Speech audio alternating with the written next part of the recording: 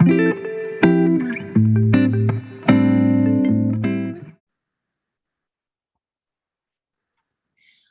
to Ask the Expert. I'm Sue Pahl, and I'll be your host today.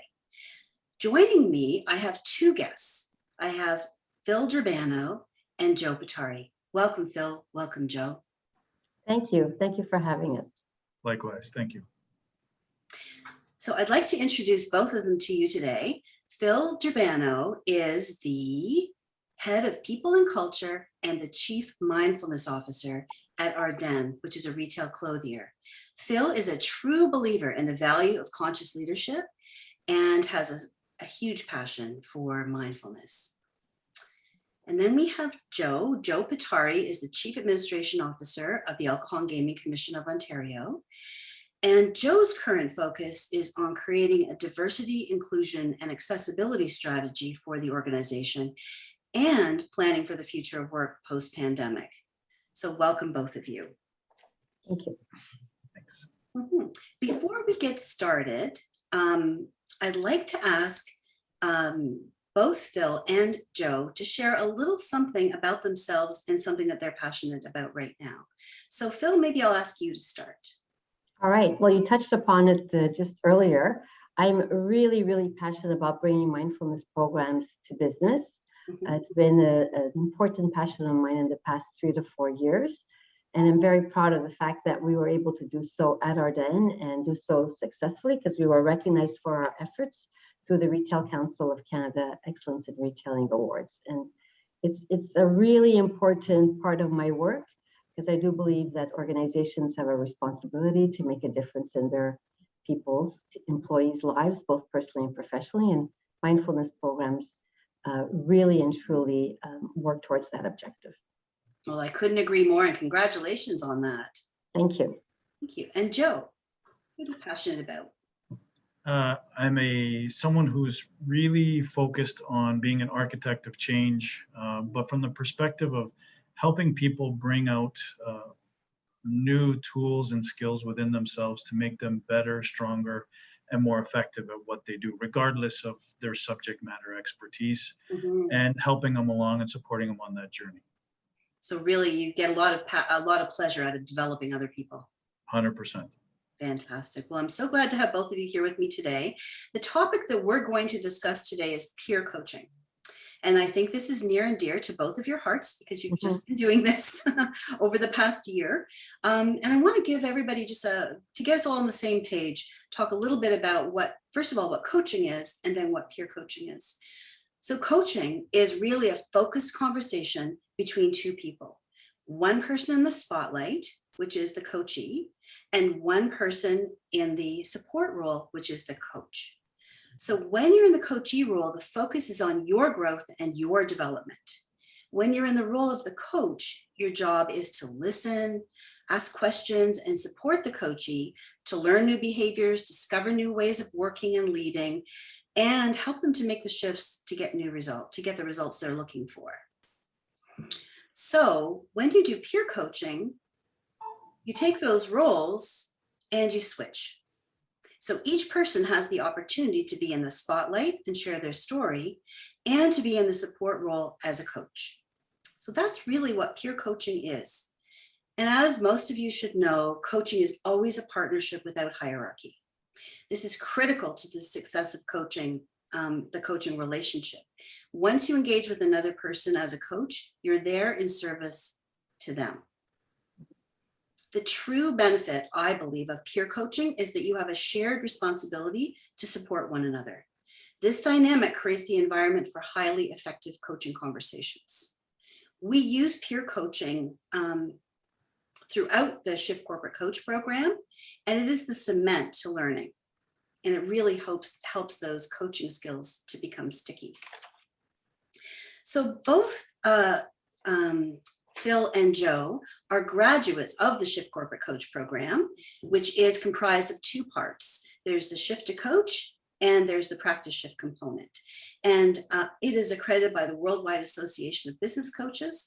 And so both Fil and Joe are considered registered corporate coaches. So, congratulations, both of you, on being registered corporate coaches. And I'd like to start by asking you, why do you think coaching is important for leaders, and why is it important now?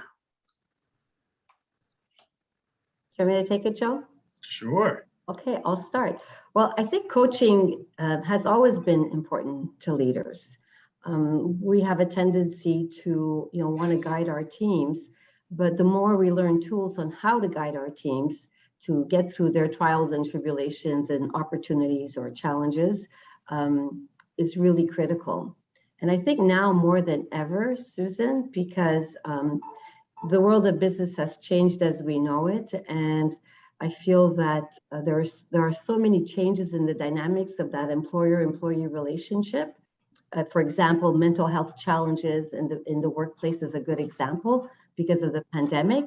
And so having the proper skills to be able to have those difficult conversations at times will really help to improve that employer-employee relationship. So I think the pandemic is pushing the need even further, but I really do believe the need was always there. Absolutely. And Joe, do you have anything to add? Sure. I mean, it's pretty similar to what Phil had to offer, but if I look back on, my experience working and supporting and leading HR, a lot of the challenging areas, that we see are those new leaders that are traditionally subject matter experts. They don't necessarily have those skills and ability as some of us do in managing people.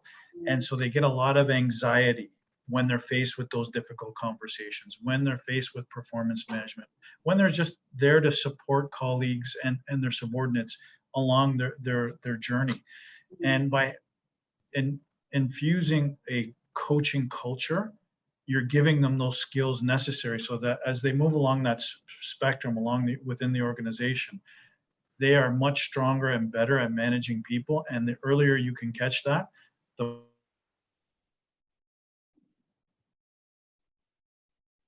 Did it freeze?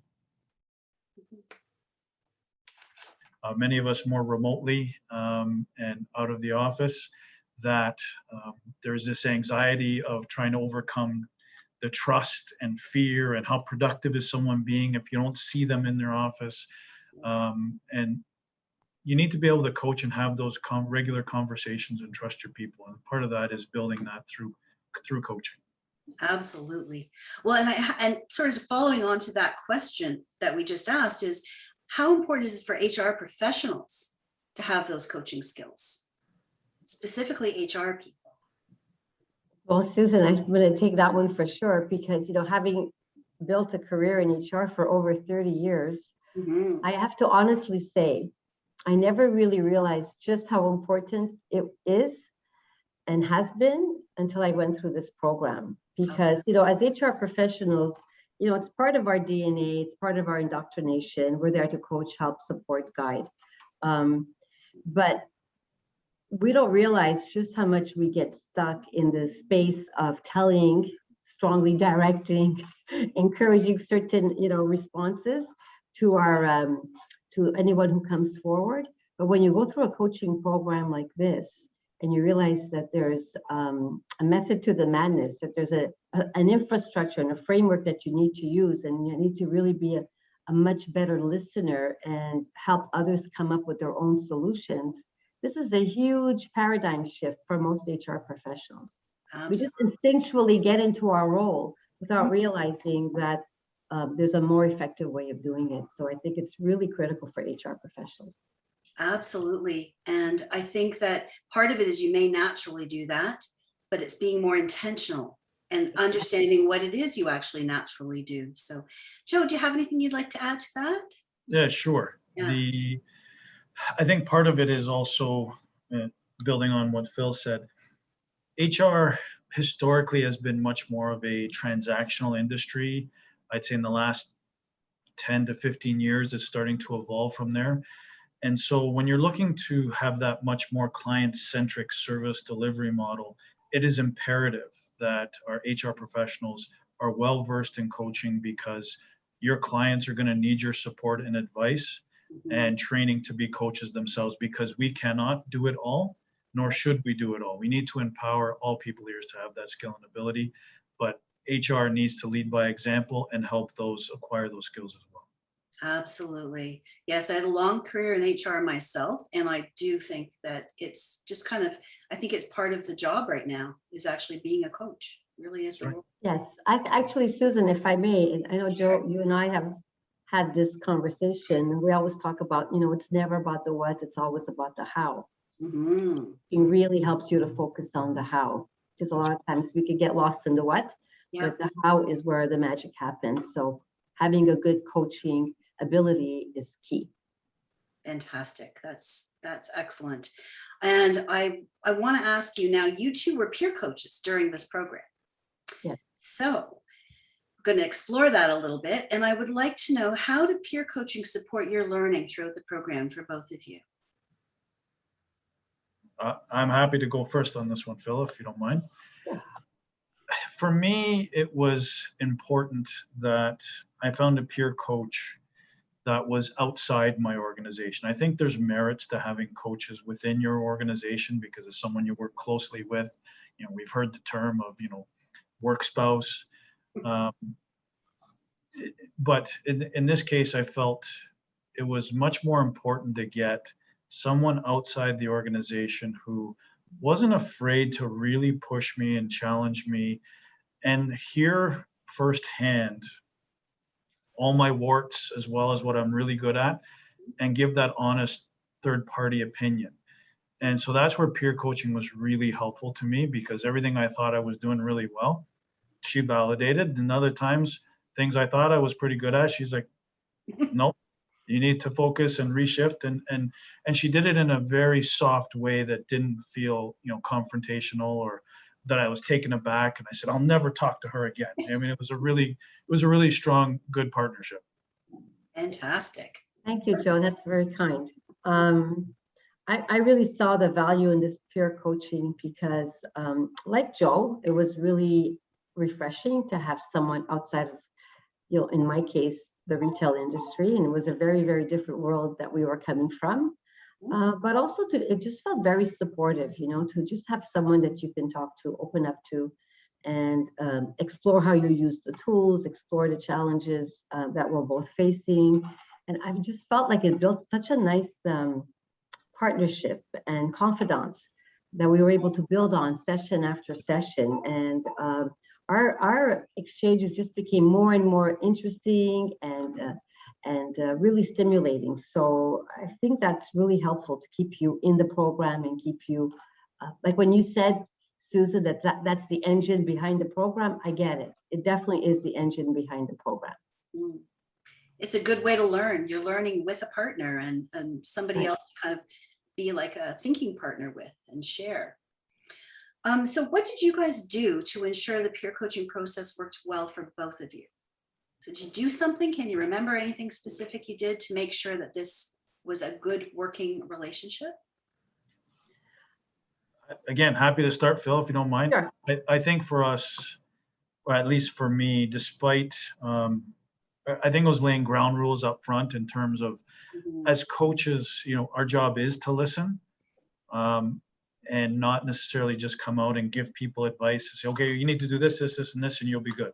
Well, I actually value direction and advice sometimes. So up front, I gave Phil permission to not hold back and try and push and question. Sometimes I just value the advice. And so giving her that flexibility, I think helped a lot of our conversations and her, opportunities to work me through some challenging times.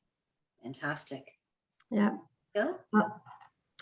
Same thing. I had written down social contract because that's what we started with. And that was the point that, at first it took me a little aback because I wanted to follow the program in its pure form. And Joe challenged me by saying, that's good, Phil, but once in a while, I'm going to want your HR expertise. Yeah. And I thought, okay, but made sure that when we were having those conversations, I was able to step out and say, okay, this is the HR hat that's going on now, or we can take this offline. So we set some, like you said, Joe, we set some really good ground rules, but one that you didn't mention, Joe, which I think I need to add, we did say that we were going to, excuse me, that we were going to have fun. And we did, right? That was important, you know, that we came to the table every day with a refreshed outlook and really wanting to enjoy the journey together. And we did. Yes, we did. That's imperative. Well, and just to talk to you about a little bit about the, it's actually called the infinity loop, when you are going into a coaching mindset and then you go over and you maybe jump into a consulting mindset, you come back, because we all have wisdom and information to share. And that is one of the components, one of the skills that you'll remember in the Shift Corporate Coach program is educate. So educate could mean sharing a model or a tool. Educate could mean sharing stories of what you've seen other people do or what you've done yourself. All of those things are there and available. And by Joe asking for it, he wanted to access your wisdom and your knowledge and kind of build on that. And the only thing I think that I can say that kind of makes it important in coaching is that you don't like ram it down their throat. Ensure that they take your guidance or take your advice. If you have some ideas and suggestions, you just lay them on the table and allow somebody else then to pick them up and work with them. And you will find, and maybe you guys found, you may have provided some guidance or something early on in the session. And then later, you know, could be weeks or even months later, the person actually did something with that. So they kind of keep it floating around. And I think the key in coaching is that we just don't enforce people do what we say, because then we have to follow them around and answer every other question that they have after that, since we've set them off in a direction. So I think that is fantastic, and setting a social contract, especially the way you did it, is really creative, and I think probably created the good relationship that you had through coaching. Right. No, and I just tell Joe what to do when we're not coaching each other. But even during coaching, it's okay to share those. Yep. Now, honestly, I really appreciated the peer coaching with Joe. We had a very, we had a lot of fun, as you can see, and there was a lot of integrity attached to our time together. Really, truly open, honest, sometimes tough conversations, and it was a great rapport that we built. And that social contract was really an important first step towards that. Fantastic. Well, and coaching is hard work. Learning to be a coach is not easy. And actually being coached is hard work, and coaching another person, you know, because people are involved and a lot of stuff comes up. So what do you think the real value was of having a peer coach? And I'd like to hear from both of you, the real value for you. Well, I think I kind of alluded to it. It was really building that respect, that mutual respect. Yes. And like I really heard Joe when he was giving me the feedback, advising me. I was at the edge of my seat. I was listening. I was taking in every word, everything he was saying to me. I think the real value in that is if you do it, you know, effectively with each other, starting off on the right foot, building the relationship, building the trust. It becomes so important. Like I would look forward to having my peer coaching session with him, and I would think about, okay, you know, wasn't, oh, let me just see, I have to follow step 1, 2, 3. I had 1 or 2 points. I really want to hear what he has to say. I really want to get his guidance. And, you know, yes, we're wearing our coaching hats, whether, you know, I was the coach or the coachee, regardless, in both scenarios, you get to a place when you work with a peer coach where you are very, very much holding on to their advice and where they're coming from. And I can't put enough value to that, honestly. Great. I mean, I can honestly say that we've developed a friendship as a result of this peer coaching. Strong, you know, professional friendship and rapport and respect, which is amazing. It's amazing. It didn't stop with the peer coaching. Hopefully you can still keep peer coaching each other. Maybe. I will need her help. I might have to pay for it moving forward, but no. It was really valuable. And I still want to go back to the point I made about someone outside my organization. It felt much more safe to me to have those kind of honest conversations about what I needed to do or how I needed to do things, or just to get that valuable insight, because I wasn't being judged, or there isn't the fear and anxiety that someone within your organization that you think you trust, and you should be able to trust, that it doesn't get leaked around to other places, or the anxiety of someone's going to use that over over me, or there's going to be water cooler talk about it. It was refreshing to have that honest, caring, compassionate person to have those real tough conversations with. Absolutely. And as you're more senior in an organization, it is harder to find people in a peer role to really be able to have those conversations that doesn't impact other people, right? That's right. Well, that's great. Well, during the program, you both had to record your peer coaching sessions a few times, and you were observed by your mentor coach in order to get feedback. So, what was important about that part of the process for both of you? All right, I'll go first on this one. As Joe knows, that was very anxiety provoking for me because you're more self-conscious when you're recording. But at the same time, I really saw the value. When I was able to go back and listen to the recording, I really saw where my areas of opportunity were. It was easy for me to then complete my, act, reflect, learn in the journal, because, it just puts you in a different space to just look at what has transpired and how you handled yourself. So I found the peer coaching video process really key, important. Great, thank you. Joe? Well, yeah, I think it's very similar to Phil in the sense that for most people, it is extremely uncomfortable to, have to record yourself and then look at yourself on camera, and then you go, oh my God, I can't believe I do that. And then you get lost in all of it, and you forget the whole value or purpose of it.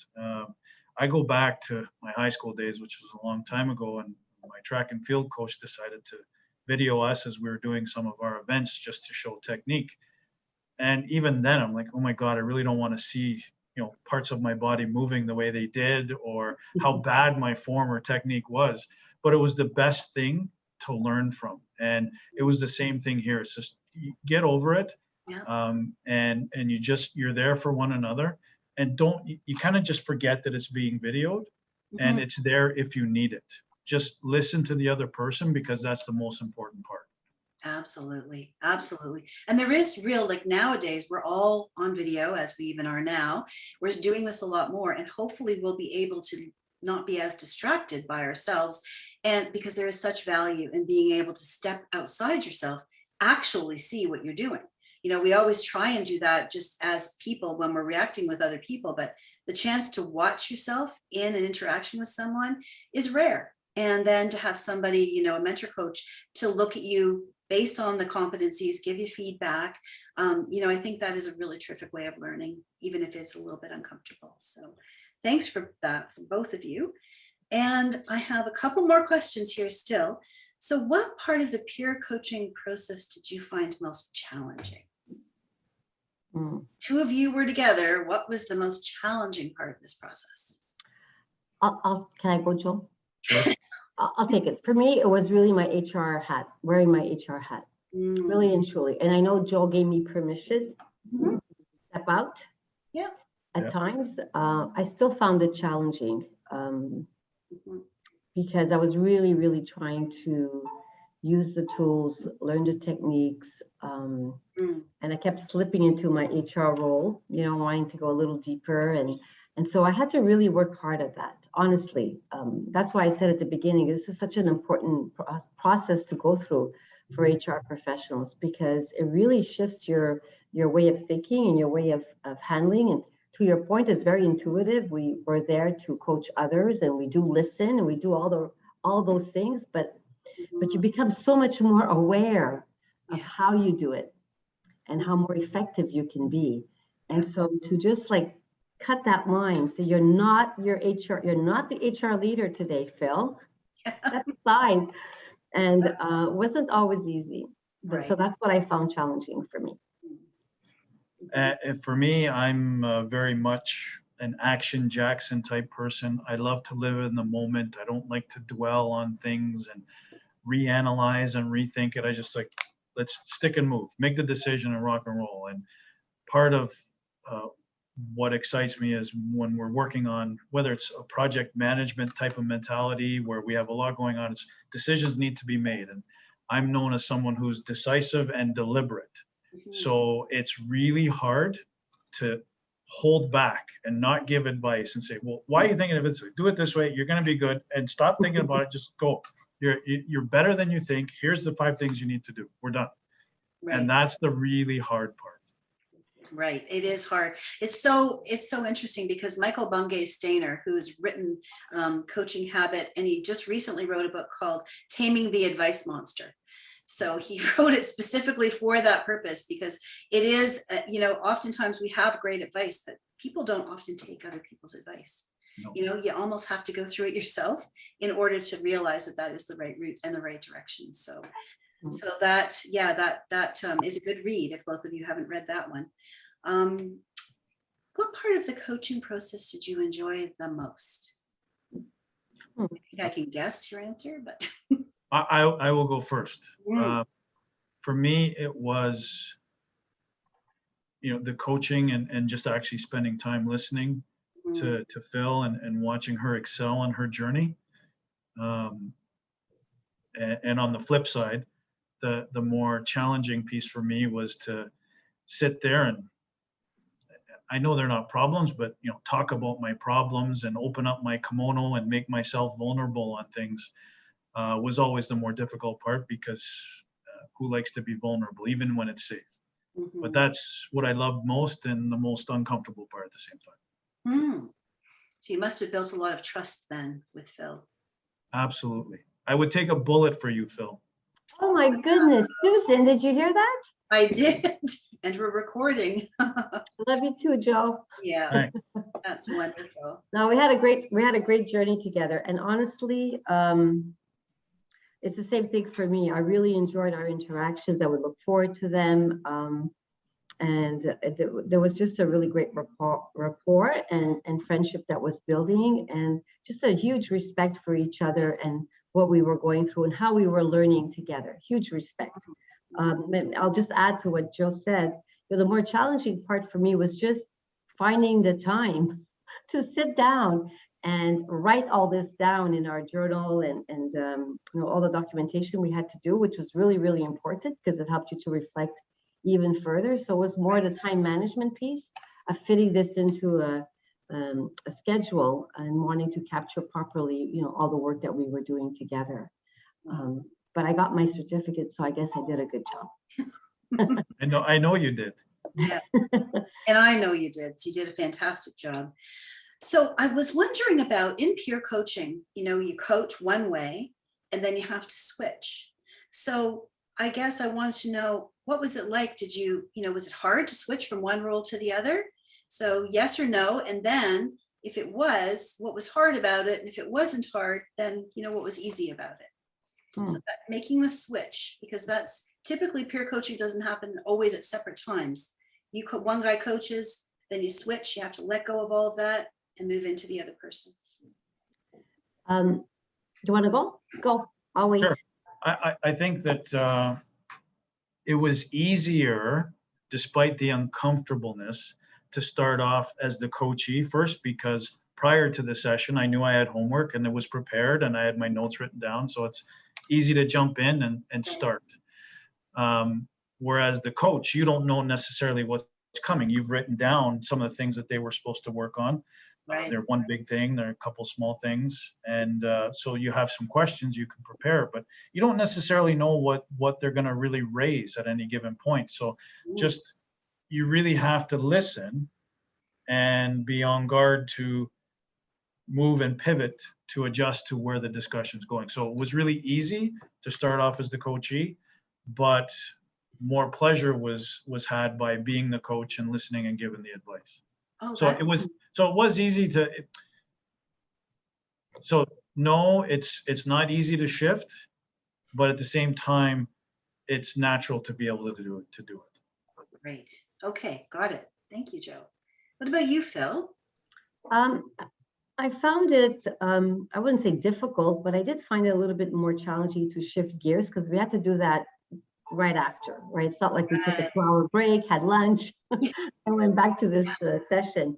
So I did find it more challenging because if I was, whatever role I was playing, when you're hearing the other person in their role, I was picking up some good information. I was picking up some good insights. And then I was trying to stay focused, and I thought, oh, that's good. I could apply that too, right? In whatever role I had to do next. And so it was hard for me sometimes to just stay really focused because I have a lot of energy, and I just wanted to be wearing all those hats all at the same time. So I found it a little bit hard to just shift quickly and then make sure that you really listen and focus. And in my doing so, sometimes I had a lot of, despite my mindfulness passion, I had a lot of brain chatter going on, and I wanted to remember to write down certain things, etc. So I was trying to balance all of those moving parts at the same time. So it was a little bit challenging, but it was fine. Yeah, well, and that self-management's hard. Sorry, Joe. Yeah, no, I was just going to add that it's a little bit, mentally exhausting when you're invested in listening to someone or speaking to someone. Emotionally, after 45 minutes or an hour of talking, it's really hard to shift and still have that energy to do the other role right away. So that's just something to keep in mind, that if you're not necessarily in the best place when you're going through a peer coaching program, that either you decide we're only going to do part today, or can we reschedule to make sure that you've got the energy. Phil raised an excellent point. She did, absolutely. And that is one of the things they're finding in peer coaching, is that they have to keep it to they're finding a little bit shorter periods of time, so that typically, coaching can be an hour and a half even. But with peer coaching, they're looking at maybe, half an hour one way, half an hour another way. You may not accomplish as much as you would like, but you do maintain the energy. And your point, Phil, about the mindfulness, that's critical, is being able to just kind of drop out of your own stuff and just then focus and connect to that other person, and then be available to them, because as we said, coaching is in service of that other person, right? So those are great points. So which role, I think Joe answered this a little bit, but so maybe he can go on in a bit. Which one did you prefer? Coach or coachee?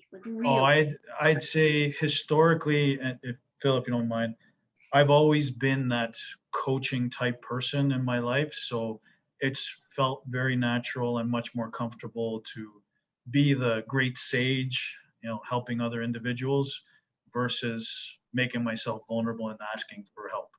Right. Okay, thank you. And what about you, Phil? In my case, I really enjoyed being the coachee because, I wear that coaching hat all the time. It's been a long, long time. And it was just so refreshing to have someone pay this attention and provide their insights and show up using the tools that we were learning. So it was nice to be on the other side. And Joe played a huge, huge part in helping me achieve my one big thing.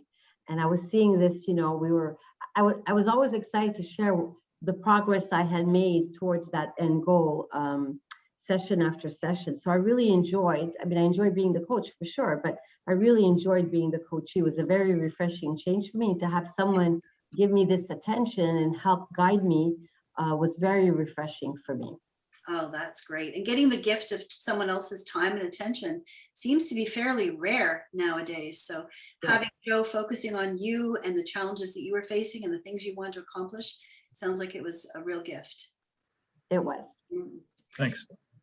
And so what I'd like to know is, what were you actually able to accomplish, like each of you? So what would you say that during this, however many sessions you did together, Phil, you touched on it, what were you able to accomplish during that time with your peer coach? Can I go, Joe? Of course you can. So since I already alluded to it, honestly, that whole piece on mindfulness and where I was trying to take it in our business, from the award to carving out a role in the business to really making it part of our strategic objectives, all of those, check, were all things that I was able to accomplish. They were all part of my work that I was doing through this coaching session, as we were talking about what I felt were some of my challenges, how I had to push through, how I had to stick, to my conviction, all of these things. To me, that was critical, and I'm so happy that we were able to achieve that objective, and Joe played a really important role to keep me steady and keep me focused and challenge my thinking at times, because this will serve the organization I'm in for years and years to come, and myself personally, for the kind of work I want to be doing going forward. So I'm extremely grateful. Well, being Chief Mindfulness Officer, that's a unique title, but I think we're going to see an awful lot more of those, and maybe you're a groundbreaker, Phil. I do feel like I'm pioneering this in this retail space for sure. You don't really see it in the area of retail, and it's really embedded in our organization, in our culture, in our stores, and now we're doing more and more work for the corporate offices. So yeah, and I'm happy to be. This was my vision, and we're moving in the right direction. Wonderful. What about you, Joe? For me, very similar in terms of what Phil had described. She helped me, even though I had heard this and I know of it, but for some reason, actually going through it with her and learning the lesson, sometimes you have to go slow to go fast, was exactly what I needed to understand, which helped me with the new team I inherited at the Alcohol and Gaming Commission, looking at the opportunities in front of us and how we were going to build a strong, unified team, and develop those work plans to achieve a number of really important initiatives to make us stronger. One of those important initiatives I hold very near and dear to my heart is around diversity, inclusion, and accessibility. Part of, or a good chunk of my career was spent prior to public sector in private sector consulting. And I got the opportunity to do a lot of engagement, community engagement, Indigenous engagement. And I got to see things and hear things and stories that brought me a lot of pride and joy. Some things were, I can never hear or unsee again. And that level of humanity that some of us just, we don't want to hear it, but sometimes you need to keep those stories alive to influence change. And one of our goals here is about putting people first. But what the heck does that really mean? It means having some really uncomfortable conversations. It really means pushing and challenging ourselves. It means developing a well-being strategy about in and around mindfulness as well. It means about embracing each other's uniqueness and the ability to bring our whole selves to work. And a lot of people say those words, but we haven't really moved the needle. Even though we're doing well, I don't know that we've moved the needle enough to say we're doing it enough. I think there's a lot of opportunities to continue on that journey. So Phil was instrumental in allowing me to really think those things through and develop the right approach to make the AGCO and our employees happier and more successful. Wow. Well, and you both have been doing all of this kind of work throughout the pandemic. So it's really challenging, both of you, especially working so much in the people aspect of business. And then just all the challenges that we've had here in Canada, with the Indigenous people. And at least, Joe, you're very well versed in that area. And I think that's really serves your organization well. And bringing that compassion and that understanding is going to make a huge difference. So I'd like to know from both of you, and thank you for sharing that, what do you think that the benefit of peer coaching, or maybe just peer coaching, can be on organizations now, as we're kind of hopefully coming, out of this pandemic, but who knows? I think we touched on this throughout the questions we've had so far, but establishing a culture of peer coaching in the business. When I just see what I received from Joe, I think would go a very, very long way.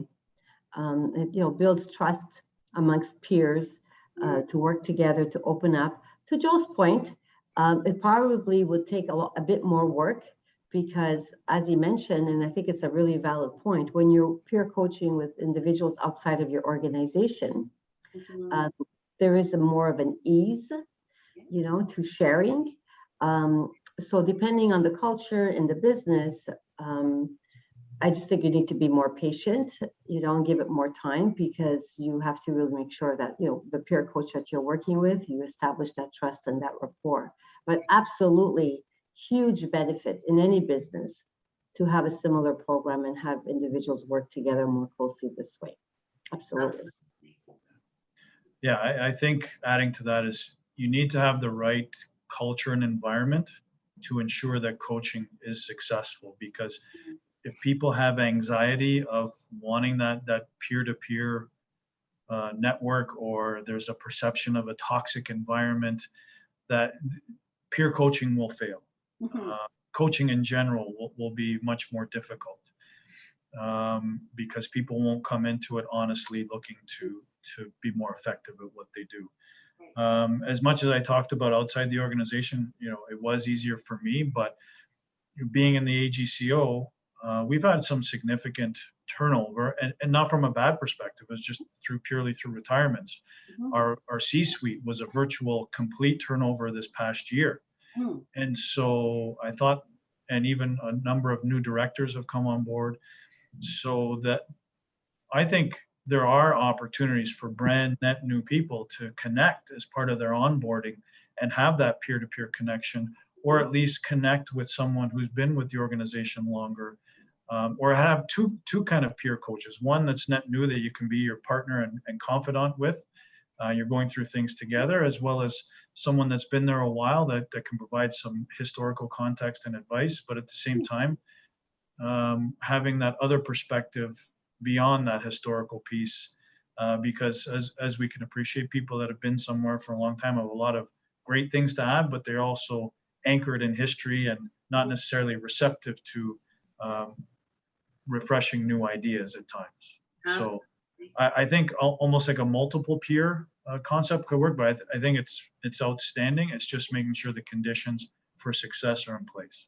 So that's a good question, is what are the conditions for success? What could you do to ensure that you didn't have a toxic environment? Or are there some things that both of you have done in your organizations to ensure that is a safe environment, a psychologically safe environment? That's a big question. But yes, over and above, I could answer that question from many angles, Susan, because we're putting a lot of work and effort on providing mental health training and certifying our leaders to support the shifts that are happening in the workplace. A lot of work on compassionate leadership, on mindfulness programs. When I take this to the coaching aspect, definitely, what I've realized, and trying to do this more and more, because our teams have gone through this coaching program, even in our stores leadership team and our head office team here. And what we're doing a lot is using the tools and techniques. It's becoming part of the language of the business. And so that's really, really helpful. Right. I've had the pleasure of coaching quite a few individuals through this program in the business, and they've all come forward and mentioned how, this tool really helped, or this approach or this insight was extremely, extremely valuable to them. So you see it starting to get embedded in the business. I always believe in, leading by example. And so through the work I did and through the work that others have done in this program, we're starting to see it take root and becoming part of our language. So very, very helpful. That's great. And what about you, Joe? It might just take longer time to build that culture where people can be open and trust. Sure. And I think this also gets back to your second question on the role of coaching in HR. I've been very fortunate in joining the Alcohol and Gaming Commission that they've had a deep culture invested and embedded in coaching. So it's made it, and they've invested a lot of time and energy and resources in building that. So it is it is an accepted practice. It is a competency we've built into who we are and what we do. I think from a pure OD standpoint, if I put the HR hat on, building that organization from the ground up, from your learning and development to the job descriptions and competencies, offering the training and support when you're doing recruiting, top talent. And it is a war on talent in there. So the more you can invest in coaching and building from within, the stronger off you're going to be. And that's the role of HR through walking the walk on the coaching side and setting up some of those conditions for success. And if they're not buying in or they're not seen as trustworthy in the organization, and I've seen organizations where people have said, I don't trust anything that HR does or says. And so this is where it is actually imperative to change that narrative for HR to win back the trust and confidence of an organization. Coaching is absolutely a part of that, but building that culture, that positive, DNA and fiber of who we need to be and how we need to do it, starts to have that journey to success for coaching. And it addresses a lot of that culture and people pieces to eliminate a lot of those biases and negativity in the workplace. Like those need to be nipped in the bud with strong policies and strong leadership, not to tolerate that poor behavior. That's key, isn't it? Is that strong leadership not to tolerate poor behavior. That is a critical component. And you've done that by doing the policy of people first and putting all of those things in place, and even using coaching to support diversity and inclusion, because that's how you make it stick. And accessibility, right, is using those processes. So that's just fantastic. Well, this has been terrific, both of you. I do thank you very much. I want to ask for one final word of wisdom from each of you for the people that are watching, and for anybody that's interested in becoming a coach or practicing peer coaching. What words of wisdom do you have for everybody today? I'll go. So, having embarked on this journey later on in my career and not earlier on, I would encourage everyone to embark on this journey as early as possible in their career, because what you gain from knowledge and wisdom and tools will serve you well throughout your entire professional career. But, it's never too late to learn. So if you're at the tail end of your career, jump in. It's a very valuable process to go through. And the only other thing I want to mention is that it's a lot of hard work. It takes perseverance. It takes, a lot of time and effort and dedication to go through this kind of a program, stick to it, and then see it through and make it come to life in your day-to-day. So be ready for the work, and but also be ready for the rewards that come afterwards. Definitely. Thank you, Phil. Yeah, to me, it's one of the strongest and best people leader skills that transcends time. And the earlier you acquire it, to Phil's point,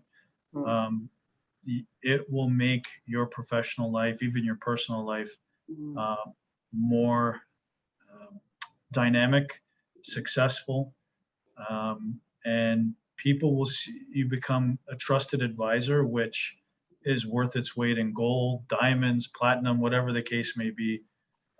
And you end up, forging some strong partnerships and friendships that are invaluable. I guess to Phil's point, anyone going through this program you're always going to be busy, but you need to set time aside. Otherwise, it will never happen. And life will go on, and you're going to miss out on some really amazing opportunities to connect with someone to help you be better at what you do, as well as help you be more successful. And then as a coach, it's okay to say no to some people because the fit has to be there. Yeah. And I think we've all been in the place where someone says, "Oh, can you coach me?" And you're kind of in your head going, "I don't know." And it's okay to have that honest conversation, back to where Phil and I talked about in terms of ground rules. These are the kind of ground rules that we expect from each other. And if that's not your cup of tea, then it's okay to say no. But don't throw them out, baby with the bathwater. It's helpful to find them a coach that might align to them a little more strongly than you do. Well, that's great. Those are great words of wisdom. Thank you both so much for taking time out of your very, very busy days to do this with me and to share your experience of peer coaching. So thank you both. Very grateful. Thank you, Susan, for the opportunity. Absolute pleasure and privilege. Thanks.